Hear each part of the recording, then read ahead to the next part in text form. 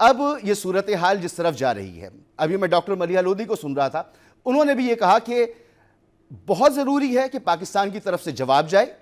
اور اس کے بعد ہی یہ ہو سکتا ہے کہ دونوں سائیڈز مذاکرات کی میز پر آئیں یا کوئی بیک ڈور ڈپلومیسی شروع ہو سکے۔ آپ اس سے کتنا اتفاق کریں گے؟ جی کامران صاحب، اتفاق کی بات سر ہے میں کہ مسعود بات کر رہا ہوں، پروگرام میں مسعود رضا۔ جی مسعود صاحب، جی ابھی دو ہی دن پہلے میں نے ایک شو میں بیسیکلی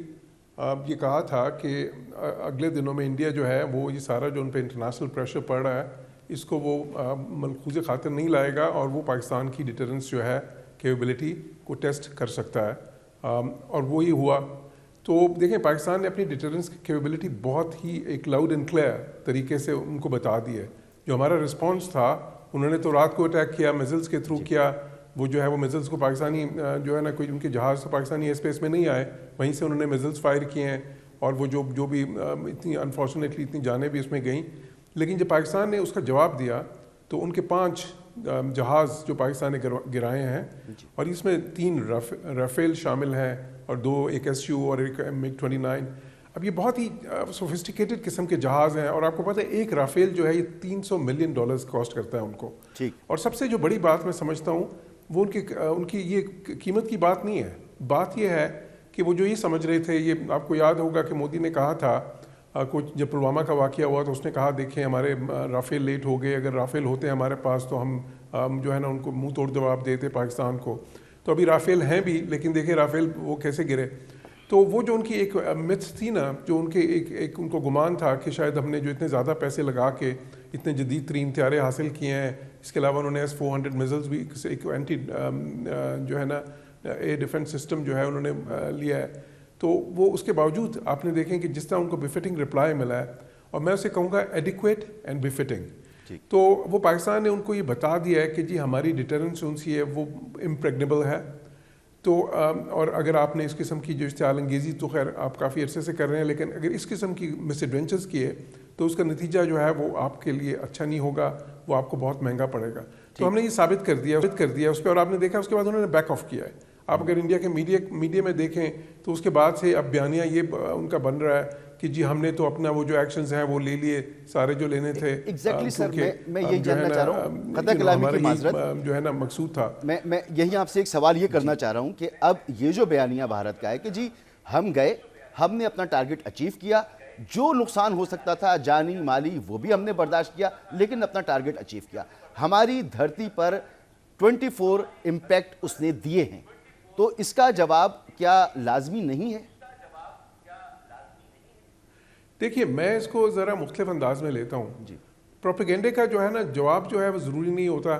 وہ تو آپ کو پتہ پلوامہ پہ بھی ان کا جہاز جب گرا تھا پوری دنیا نے دیکھا ابھینندن کو، اور بعد میں انہوں نے اپنی اسی ابھینندن کو جو اس کی حالت تھی اس کو بعد میں ہیرو بنا کے پیش کیا اپنے میڈیا میں۔ ان کی فلموں میں آپ دیکھیں تو انہوں نے بالکل ہی ایک مختلف سٹوری اس کی بنا کے پیش کی۔ تو وہ پروپیگنڈا تو وہ کرتے رہیں گے۔ اب کانسٹیٹوئنسی جو ہے مودی نے اس کو خوش کرنا ہے، پہلے اس نے ان کو زیادہ ایک وار ہسٹیریا میں مبتلا کیا، تو اب وہ اس پہ انکمبنٹ ہو گیا تھا کہ کچھ نہ کچھ ان کو دکھاتا۔ تو اب وہ انہوں نے ایک قسم کا اپنی طرف سے ایک بیانیہ جو بنایا، ہمیں اس سے کوئی فرق نہیں پڑتا میرے خیال میں۔ پوری دنیا نے دیکھا کہ کیا ہوا، اور سب سے جو اہم چیز ہے میرے نزدیک وہ یہ ہے کہ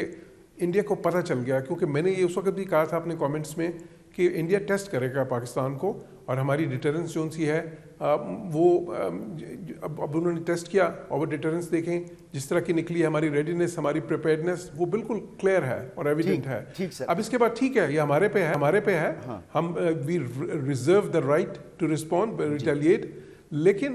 جو ہے وہ کوئی یہ ضروری نہیں ہے، مطلب وہ اگر ہم سمجھیں گے کہ جو ہے اس کا فائدہ ہے تو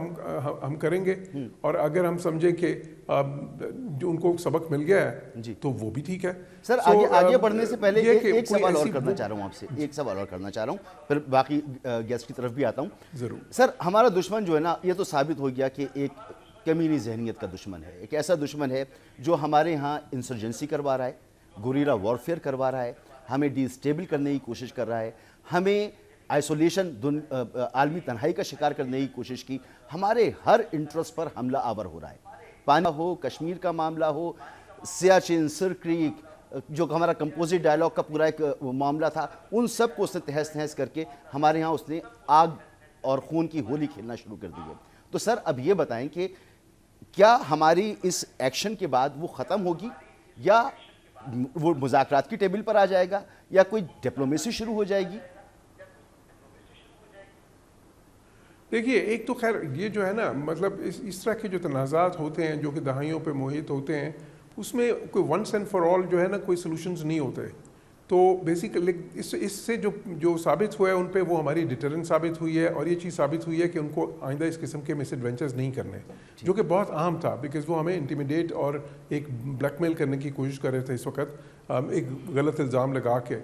تو وہ زیادہ اہم ہے. باقی دیکھیں جو ڈپلومیسی ہے اس کے اپنے ڈائنامکس ہیں.